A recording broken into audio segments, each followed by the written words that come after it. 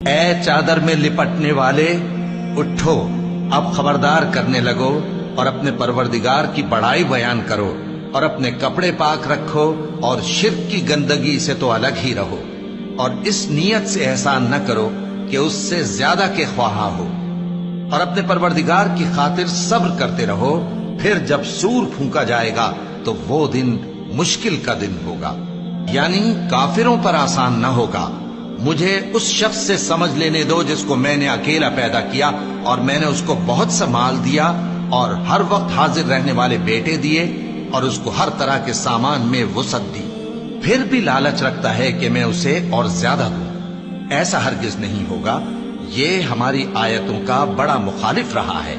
मैं इसे एक बड़ी चढ़ाई चढ़ाऊंगा। इसने गौर व फिक्र किया और एक बात ठहरा ली, ये मारा जाए। इसने कैसी तजवीज की, फिर ये मारा जाए।